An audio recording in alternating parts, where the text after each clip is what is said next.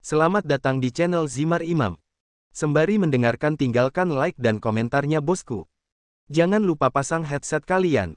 Siapkan kopi dan camilan. Lupakan pahitnya kehidupan. Mari kita dengarkan sambil rebahan. Bab 56. Setelah episode berlutut kemarin, Feng Jiu sedang makan buah persik sambil duduk di sofa. Dia sangat bosan karena Min Feng tidak mengizinkannya bekerja di dalam rumah sakit. Dia bahkan menyita laptop dan dokumen lain yang dikirim oleh Ming Yue beberapa hari yang lalu. Jadi dia hanya bisa menonton TV, makan dan tidur seperti babi setiap hari. Min Feng saat ini berada di perusahaan untuk pertemuan bisnis. Feng Jiu melemparkan remote control ketika dia tidak dapat menemukan film yang layak untuk ditonton. Aku bosan sekali. Dia mengambil ponselnya dan menelepon Xiao Mei. Dia sudah menelepon 5 kali tapi sepertinya Xiao Mei sangat sibuk dan tidak memperhatikan panggilan teleponnya. Dia menghela nafas. Oh, sial, aku ingin bekerja. Bermalas-malasan sepanjang hari bukanlah gayaku. Min Feng bodoh. Feng Jiu berteriak sambil menjambak rambutnya. Dia sudah baik-baik saja. Dokter juga mengatakan bahwa semuanya normal dan dia dapat dipulangkan beberapa hari kemudian. Mengapa Min Feng begitu ketat? Bukannya aku akan bekerja sampai mati. Aku hanya perlu melakukan sesuatu untuk menghilangkan kebosananku. Dia menyentuh kandungannya untuk mengendalikan ketidakpuasannya ketika teleponnya berdering. Kak Yan Fei. Dia segera meraih teleponnya dan menjawab panggilan itu. Kakak, kamu menelepon. Ah Jiu, bagaimana kabarmu? Setelah kamu pergi malam itu, aku tidak pernah melihatmu lagi. Itu benar. Setelah dia mabuk, Min Feng membawanya pulang. Dia ingin bertemu Yan Fei lagi karena dia merindukannya dan ingin menyusulnya tetapi kemudian kecelakaan itu terjadi sehingga dia lupa rencananya. Maafkan aku kakak Yan Fei, aku mengalami kecelakaan jadi aku berada di rumah sakit sekarang. Tapi jangan khawatir, aku sudah baik-baik saja sehingga kita bisa bertemu dengan Xiao Mei dan bersenang-senang bersama beberapa hari lagi. Sekarang, petik 2. Apa katamu? Kamu mengalami kecelakaan. Alis Feng Jiu berkerut.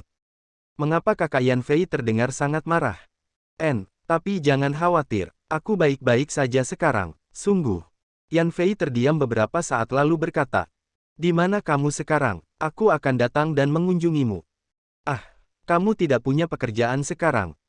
Hari ini aku libur, makanya aku meneleponmu agar kita bisa bertemu dan makan siang bersama. Oh, baiklah. Kunjungi saja aku di rumah sakit ini. Aku di rumah sakit Duxing. Kamar V5801. Kakak, bisakah kamu membelikan ikan asam manis untukku? Feng Jiu berkata dengan manis. Yan Fei terkekeh. Jika Feng Jiu ada di depannya saat ini, dia pasti akan mengacak-acak rambutnya dan menepuk kepalanya dengan penuh kasih. Dasar anak babi. Hao, tunggu kakak ini ya. Aku akan segera datang. Sampai jumpa lagi. Sampai jumpa lagi. Mereka mengakhiri pembicaraan mereka. Feng Jiu duduk di sofa dengan senyum lebar di bibirnya. Dia senang Yan Fei menelepon. Dia sangat merindukan kakak laki-lakinya ini. Sejak kecil, dia dan Xiao Mei dimanjakan oleh Yan Fei. Dia menyentuh kandungannya dan berkata, bayi kecil, paman Yan Fei-mu akan mengunjungi kami. Aye, apakah kamu senang bertemu dengannya? Feng Jiu tersenyum sambil terus membelai perutnya. Xiao Mei terbangun dengan perasaan sedikit pengap. Dia merasa seperti ada yang menekan tubuhnya. Saat dia membuka matanya, dia melihat Minde tertidur di sampingnya. Tubuh bagian atasnya masih telanjang tetapi dia bisa merasakan bahwa dia mengenakan sesuatu di bagian bawahnya. Bagaimana dia bisa tahu tanpa melihatnya? Karena Minde memeluknya seperti ular. Keempat anggota tubuhnya pada dasarnya membungkus seluruh tubuhnya seperti dia sedang memeluk bantal tubuh dan bukan orang. Kakinya menekan tubuhnya ke bawah. Kaki mereka pada dasarnya saling terkait satu sama lain saat dia melingkarkan kakinya dengan kuat di atas kakinya tanpa ada jarak di antaranya. Dia bersandar di lengannya saat dia memegang punggung dan pinggangnya sementara yang lain berada di dalam blusnya, menangkupnya. Xiao Mei membeku ketika dia menyadari betapa buruknya situasinya. Berbuat curang, saya belum pernah mengalami penghinaan seperti ini sebelumnya. Dia bisa merasakan suhu tubuhnya yang panas. Dia bisa mencium bau napasnya. Dia bisa merasakan tubuhnya menatap untuk bereaksi karena posisi mereka yang tidak tahu malu. Bahkan putingnya pun mulai mengeras karena tangannya yang menekan payudaranya. Tidak, aku tidak boleh terpengaruh oleh orang cabul ini. Xiao Mei menggertakkan giginya sambil menatap tajam ke arah Minde yang masih tidur nyenyak di sampingnya. Apa yang murni ah? Pria ini jelas-jelas adalah serigala berbulu domba. Beraninya dia menipuku seperti ini. Xiao Mei perlahan menggerakkan tubuhnya untuk melarikan diri. Sayangnya, saat dia mulai meraih tangannya yang ada di dalam blusnya, Minde bergerak. Dia segera menutup matanya dan berpura-pura belum bangun. Dia menegang saat merasakan tangan Minde bergerak dan mulai memijat payudaranya. Dia menggigit bibirnya untuk mencegah erangan. Tubuhnya mulai memanas. Dia memiliki keinginan untuk membalas budi dan menyentuh tubuhnya juga. Tapi dia memaksakan keinginannya. Sensasi ini sangat asing baginya. Dia membaca banyak sekali novel dan menonton jutaan drama romantis sehingga dia tidak mengerti apa-apa tentang hubungan seksual pria-wanita. Tapi itu saja. Dia tidak pernah menyangka akan mengalami hal ini secara langsung. Beruntungnya, ketika Minde sudah puas memainkan payudaranya, dia terdiam dan kembali tidur. Xiao Mei menunggu hampir 20 menit sebelum mencoba lagi. Kali ini, dia mampu melepaskan diri dari pelukan posesif Minde. Dia berjingkat sambil berjalan perlahan menuju pintu. Ketika dia sudah bisa keluar, dia segera berlari menuju lift sambil berkata pada dirinya sendiri. Lari Xiao Mei, lari. Kamu harus melarikan diri dari sini atau kamu akan dimangsa oleh binatang itu. Di dalam kamar, Minde yang sedang berbaring di tempat tidur tiba-tiba membuka matanya. Kedua pupil matanya yang cerah menyusut saat dia menatap ke pintu. Perlahan, bibirnya melengkung ke atas membentuk seringai. Bab 57. Yan Fei tiba di rumah sakit dengan beberapa kotak makan siang dan karangan bunga di tangannya. Ketika Feng Jiu melihatnya, dia segera berlari ke arahnya sambil menyeret cairan infusnya. Kakak Yan Fei, kamu di sini. Yan Fei meletakkan kotak makan siang di atas meja dan memberinya buket. Bagaimana kabarmu? Ceritakan padaku apa yang terjadi. Feng Jiu meraih tangannya sambil menariknya untuk duduk bersamanya. Ketika Yan Fei merasakan tangan Feng Jiu, dia tidak bisa menahan diri untuk tidak menatapnya dengan penuh kasih. Dia memiliki senyum tipis di bibirnya saat dia mengencangkan cengkeramannya di tangannya. Feng Jiu tidak menyadari tindakannya. Dia terus menariknya hingga keduanya duduk berdampingan. Saya terjatuh dari tangga saat membeli bahan makanan. Seseorang mendorong saya dari tangga. Feng Jiu berkata seolah dia sedang membicarakan orang lain. Dia meneteskan air liur sambil meraih salah satu kotak makan siang yang dibawakan Yan Fei. Ia segera membuka tutupnya dan menghirup aroma ikan asam manis. Dia tidak melihat Yan Fei memucat ketika dia mengatakan dia didorong ke tangga. Wajahnya menjadi gelap seolah dia memikirkan sesuatu. Kakak, kamu membawa banyak makanan ah. Apakah kamu akan membesarkanku seperti babi? Feng Jiu berkata sambil membuka semua kotak bekal. Semua makanan di dalam kotak itu adalah makanan favoritnya sejak dia masih kecil. Wajah Yan Fei langsung cerah setelah mendengar apa yang dia katakan. Dia menepuk kepalanya dan dengan bercanda berkata, kenapa tidak? Jika kamu menikah dengan kakak maka kakak akan membiarkanmu makan sampai kenyang setiap hari. Jangan khawatir, aku akan membesarkanmu dengan sempurna. Feng Jiu hampir tersedak ikan yang dimakannya. Batuk, batuk, batuk. Feng Jiu segera meminum air dan berusaha menghentikan batuknya tetapi dia tidak dapat menahannya. Yan Fei segera menepuk punggungnya dengan lembut sambil menatapnya. Setelah beberapa menit, dia bisa menghentikan batuknya. Dia menatap Yan Fei dan tersenyum. Lelukonmu semakin bagus ah. Aku hampir mempercayaimu sekarang. Hehehe. Dia mengacungkan jempol pada Yan Fei dan melanjutkan makan. Dia tidak melihat kekecewaan tertulis di wajahnya saat dia mengambil sepotong daging dan menaruhnya di piringnya. Dia sedang sibuk melahap makanan ketika teleponnya berdering. Itu adalah Min Feng yang meneleponnya sekarang. Dia segera menjawabnya. Min Feng gelombang. Bagaimana kabarmu? Apakah kamu sudah makan? Aku baik-baik saja. Aku sedang makan sekarang. Kakak Yan Fei mengunjungiku di rumah sakit ini. Dia membawakan makanan untukku. Bagaimana denganmu? Apakah kamu sudah makan? Bagaimana pekerjaanmu? Min Feng tidak menjawabnya. Min Feng. Petik 2 titik titik titik. Ada apa? Apakah ada masalah? Petik 2 titik titik titik. Tidak ada. Kamu bilang kakak Yan Fei ada bersamamu.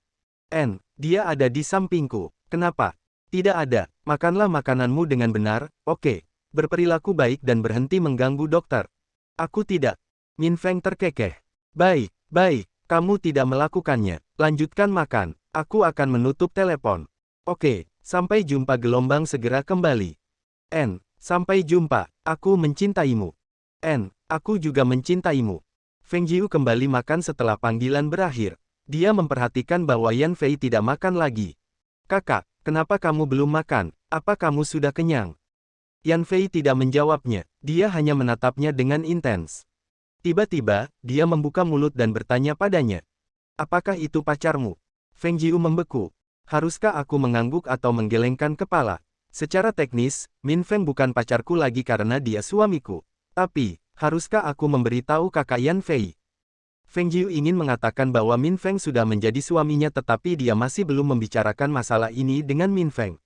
Apakah mereka harus memberitahu orang lain tentang pernikahan mereka atau tidak?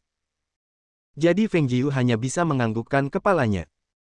Dia, pacarku. Apakah dia baik padamu? Dia sangat mencintaiku. Yan Fei menarik napas dalam-dalam sambil mengepalkan tinjunya. Bagaimana denganmu? Apakah kamu juga mencintainya? Feng Jiu tersipu. Kakak, apa aku harus menjawabnya? Yan Fei tersenyum, tapi senyumannya mengandung rasa sakit dan kesedihan. Tidak dibutuhkan. Dia terkekeh dan mengacak-acak rambutnya. Sepertinya kamu sudah dewasa, kamu bukan lagi Ah Jiuku yang manis. Apa yang kamu katakan? Aku tetaplah Ah Jiu yang kamu cintai, oke. Feng Jiu cemberut sambil mencoba menghentikan tangannya agar tidak merusak rambutnya. Kamu tetaplah Ah Jiu yang kucintai. Yan Fei berkata sambil menatapnya dengan mata penuh cinta. Setelah Min Feng menelepon Feng Jiu, dia menutup matanya untuk mengendalikan rasa cemburu. Dia tahu. Sejak malam itu ketika Feng Jiu mabuk bersama mereka. Dia sudah tahu bahwa Yan Fei menginginkan Feng Jiu.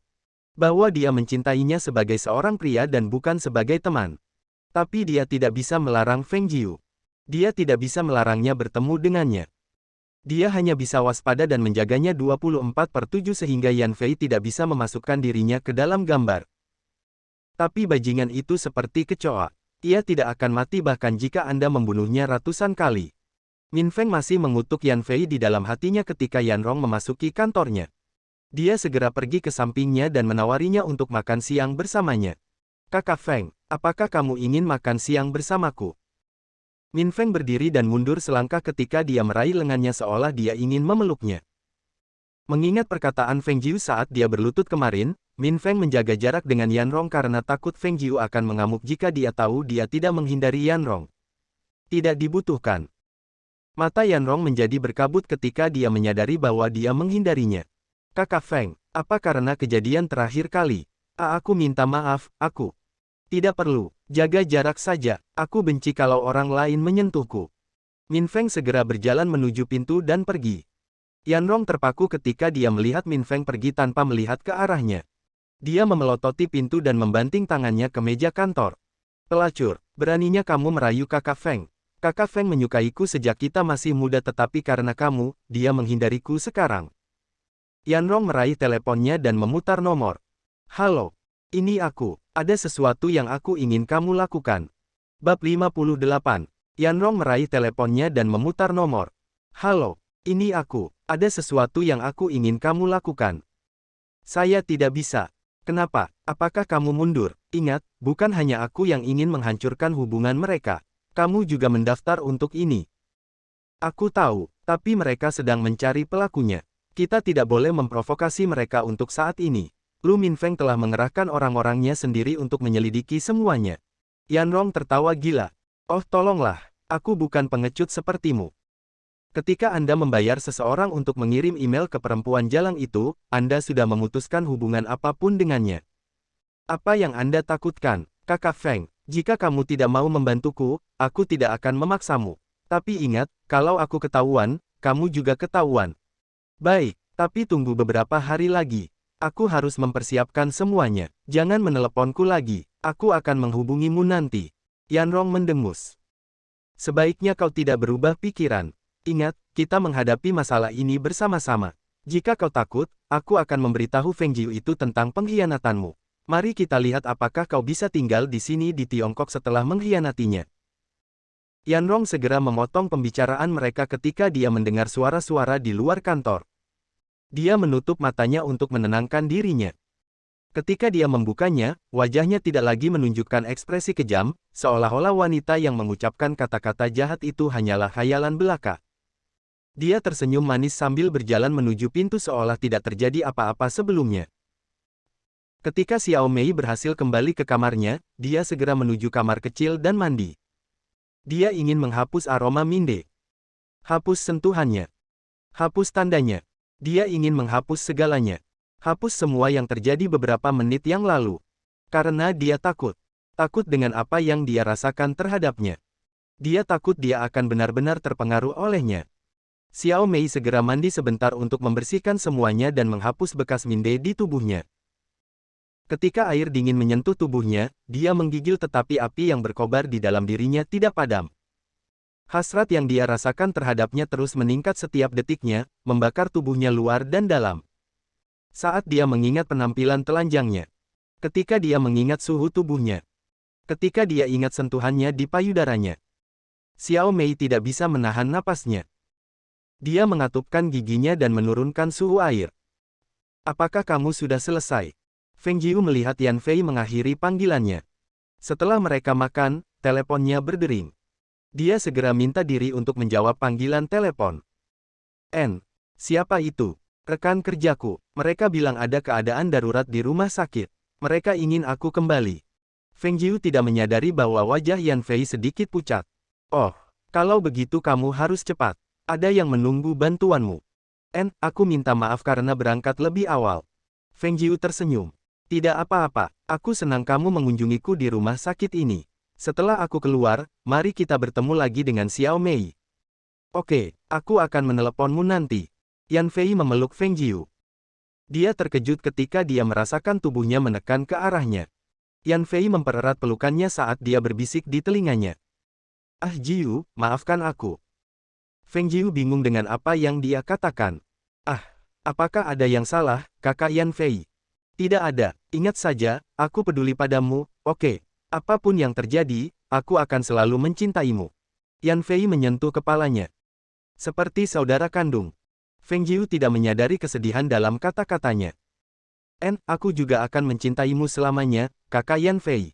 Terima kasih telah menjadi kakak bagiku. Dia membalas pelukan hangatnya. Saat Yan Fei keluar dari kamar, Feng Jiu menyentuh benjolan kecil. Bayi kecil, itu pamanmu Yan Fei. Bukankah dia luar biasa? Dia mencintaiku seperti saudara kandung. Aku yakin, dia juga akan mencintaimu. Setelah berbaring di tempat tidur lebih dari 1 menit setelah Xiao Mei pergi, Minde berdiri. Dia memanggil asistennya. Kemarilah. Beberapa menit kemudian, lelaki tua itu datang dan memasuki kamarnya. Puan muda, aku ingin tahu segalanya tentang dia. Selidiki. Orang tua itu tidak bisa berkata-kata. Siapa yang Tuan muda bicarakan? Batuk Tuan muda, siapa yang Anda maksud? Xiao Mei dari Infinite Airlines. Orang tua itu membuka mulutnya untuk mengatakan sesuatu tetapi Minde melanjutkan. Aku sedang merayunya. Orang tua itu hampir muntah darah. Mencari dia, lalu mengapa Tuan muda meminta untuk menyelidikinya seolah-olah dia adalah mantan narapidana? Ini bukan pacaran, ini pelecehan. Orang tua itu merasakan tatapan tajam Minde. Ya, Tuan muda, bawahan ini akan patuh. Dia langsung menjawab sambil menyeka keringatnya secara diam-diam. Minde menjawab sambil mengambil barang-barang Xiao Mei yang ditinggalkannya saat dia melarikan diri. Tuan muda, apakah Anda ingin saya mengirimkan barang-barang itu kepada Nona Xiao? Tidak perlu, ini sudah menjadi milikku. Sekali lagi, lelaki tua itu mau tidak mau merasakan darahnya naik lagi. Tuan muda, mengapa Anda menginginkan barang-barangnya? Ini jelas-jelas mencuri. Orang tua itu menelan ludahnya sebelum membuka mulutnya perlahan. Tuan muda, bawahan ini ingin menyarankan sesuatu. Bicaralah. Jika kamu pacaran dengan Nona Xiao, kenapa kamu tidak memberinya bunga? Tidak, dia benci bunga. Dia alergi serbuk sari. Bagaimana dengan coklat? Tidak, dia menyukai makanan rasa stroberi dan bukan coklat. Orang tua itu ingin mati. Kamu jelas tahu segalanya. Iya, lalu kenapa kamu masih mencoba menyelidiki segala sesuatu tentang dia seolah-olah kamu sedang menangkap penjahat? Orang tua itu hanya bisa mengeluh di dalam hatinya. Dia menghela nafas dan tanpa berpikir berkata, Lalu mengapa Tuan Muda tidak membungkus dirimu seperti hadiah dan mengirim dirimu ke depan pintu Nona Xiao? Minde membeku lalu dia menatapnya. Orang tua itu ingin menamparkan mulutnya jutaan kali karena mengatakan hal-hal bodoh.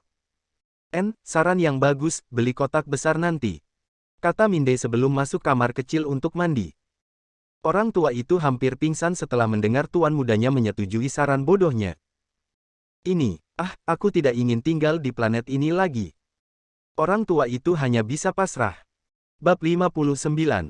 Xiao Mei saat ini sedang bersembunyi di dalam kamarnya. Sudah seharian penuh sejak dia melarikan diri dari Minde. Dia bahkan tidak repot-repot menjawab panggilan dan pesan teks Yan Fei dan Feng Jiu. Setelah mandi air dingin selama hampir 1 jam kemarin, dia tiba-tiba merasa tubuhnya seperti tenggelam di danau yang membeku. Ketika dia bangun, dia mendapati dirinya demam. Seluruh tubuhnya menggigil. Dia mencoba berdiri tetapi dia tidak bisa. Untungnya, kotak obat itu berada tepat di lemari samping dekat tempat tidurnya. Dia meminum beberapa tablet dan kembali tidur setelahnya. Istirahatnya terganggu ketika seseorang membunyikan bel pintu rumahnya.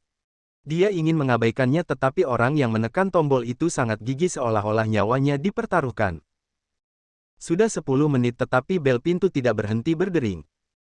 Xiao Mei hanya bisa mendengus dan bangkit perlahan dari tempat tidur sambil menyeret tubuhnya yang sakit menuju pintu. Siapa ini? Xiao Mei berteriak tapi suaranya sangat serak hingga tidak terdengar di luar. Dia terdengar seperti seorang nenek tua dengan banyak dahak di paru-parunya. Dia batuk beberapa kali untuk menjernihkan suaranya dan sekali lagi bertanya.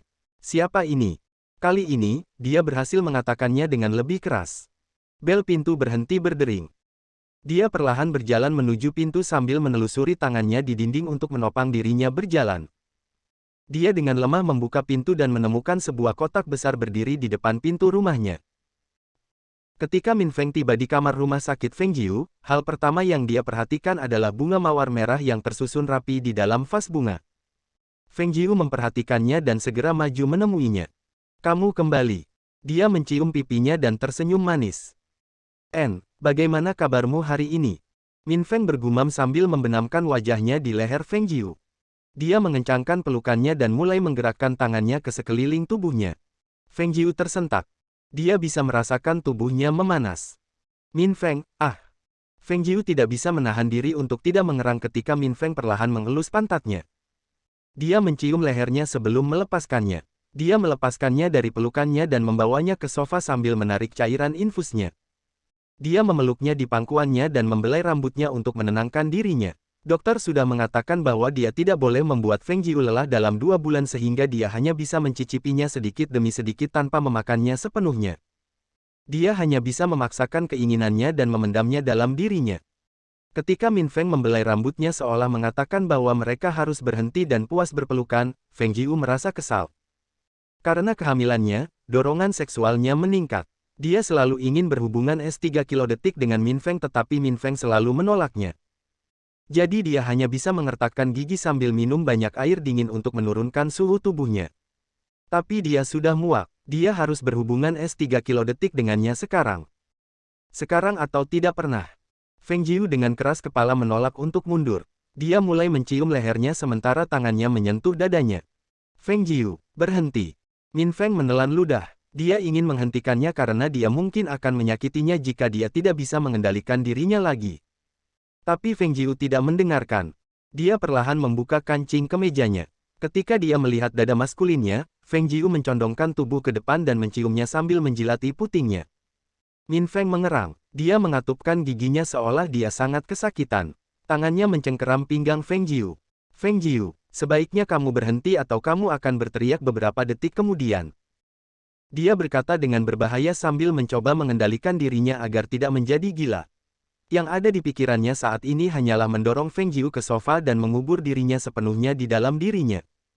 Feng Jiu tidak berhenti menghisap putingnya. Sebaliknya, tangannya menarik-narik celananya seolah dia ingin dia melepaskan ikat pinggangnya. Feng Jiu, aku bilang. Min Feng tidak dapat menyelesaikan kata-katanya ketika dia merasa Feng Jiu sedang menggesek pantatnya di pangkuannya. Dia bisa merasakan naga tidurnya bangkit. Min Feng mau tidak mau menggeram dan dengan posesif meraih kepalanya dan menciumnya dengan penuh gairah. Tangannya mulai meraba-raba di dalam baju rumah sakitnya dan ketika tangannya menemukan tempat yang dia cari, dia segera mengelusnya ke atas dan ke bawah. Feng Jiu merengek seolah memohon lebih. Mereka begitu asyik satu sama lain sehingga mereka tidak menyadari ada yang mengetuk pintu. Ketukan. Asteris ketukan. Ketukan. Puan muda, Nyonya muda, kami sudah menemukan orang yang mengirim. Chen Hao tidak dapat menyelesaikan kalimatnya karena shock. Dia tidak menyangka akan melihat hal seperti ini sepanjang hidupnya. Bagian terburuknya adalah mata perawannya ternoda bukan karena film-film porno murahan itu tetapi karena interaksi intim tuan mudanya dengan nyonya muda. Dia tidak bisa menahan diri untuk tidak tersipu dan melihat ke langit-langit saat dia terbatuk untuk mengumumkan kehadirannya. Nyonya muda, puan muda, bisakah kamu mengunci pintu saat kamu ingin bermain menunggang kuda? Isak. Chen Hao hanya bisa mengutuk peruntungannya. Kedua orang yang berpelukan sambil duduk di sofa itu langsung berhenti berciuman. Ketika mereka menatap tajam ke arahnya, Chen Hao hanya bisa berpura-pura tidak melihat apapun. Dia segera berjalan ke depan dan memberi hormat. Puan muda, Nyonya muda. Ketika Feng Jiu melihat Chen Hao, dia segera membenamkan wajahnya di dada telanjang Min Feng. Dia merasa malu dan terhina. Kalau saja dia bisa menggali lubang dan mengubur dirinya sendiri, dia pasti sudah melakukan itu. Min Feng terkekeh saat melihat tingkah Feng Jiu. Untungnya, dia masih mengenakan baju rumah sakit atau dia akan mencungkil mata Chen Hao. Ada apa? Bicaralah. Ucapnya sambil merapikan pakaiannya dan Feng Jiu yang kusut. Dia menepuk punggung Feng Jiu seolah menghiburnya. Puan muda, kami sudah menemukan lokasi orang yang mengirimkan foto-foto itu kepada Nyonya muda. Wajah Min Feng menjadi gelap sementara tubuh Feng Jiu menegang. Lanjutkan, tidak perlu bertanya padaku, atasi saja dengan cepat. Ya, bawahan ini mengerti.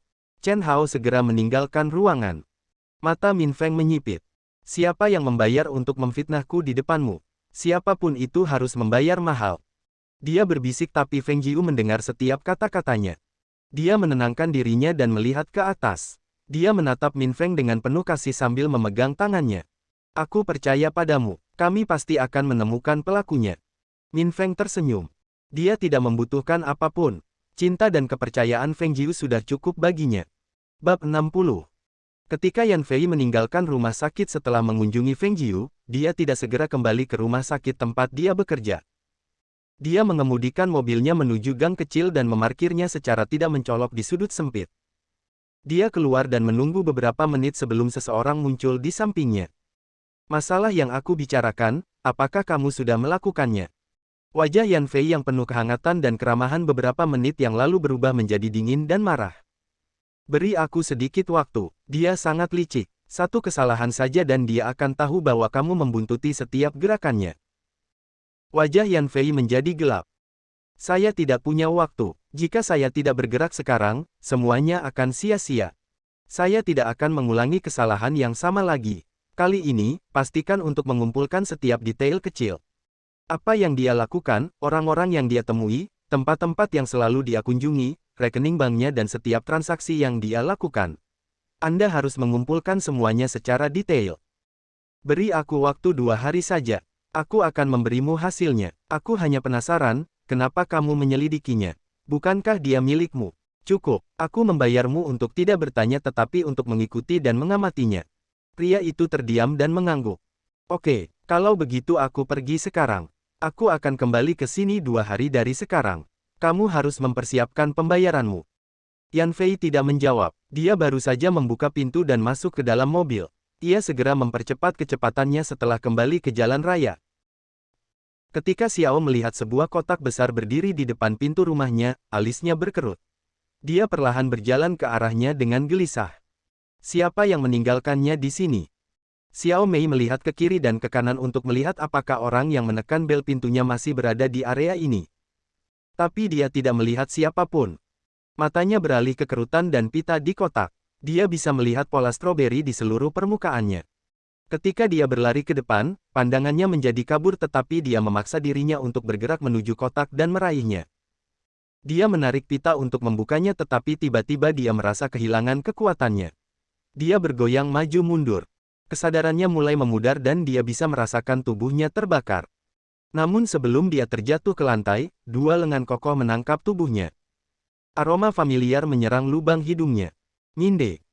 Dia berhasil berbisik sebelum kehilangan kesadaran. Dia tidak tahu berapa lama dia jatuh pingsan. Dia mendapati dirinya terbaring di tempat tidur dengan grogi.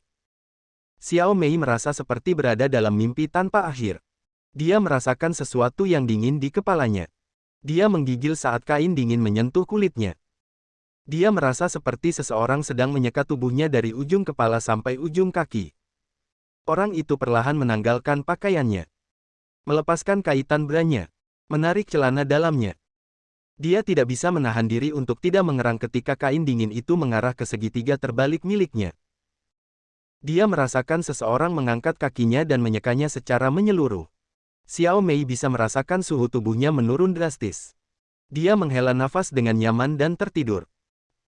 Minde sedang duduk di tempat tidur memandangi Xiao Mei yang sedang tidur di bawah selimut. Dia sudah menyekat tubuhnya dengan kain basah dan demamnya sudah turun setengahnya. Minde basah oleh keringat. Dia berkeringat sejak dia berada di dalam kotak itu.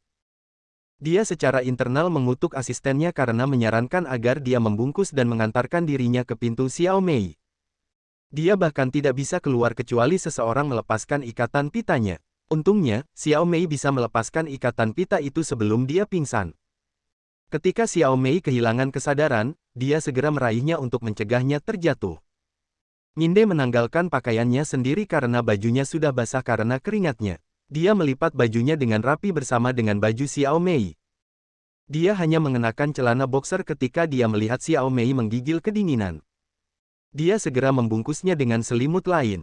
Dia sudah dibungkus dengan selimut tebal tapi Xiao Mei masih menggigil. Ketika Minde melihat dia masih menggigil kedinginan, dia segera masuk ke dalam selimut tebal itu dan memeluk tubuh telanjangnya. Ia terus mengusap kulitnya hingga perlahan merasa nyaman dengan panas tubuhnya.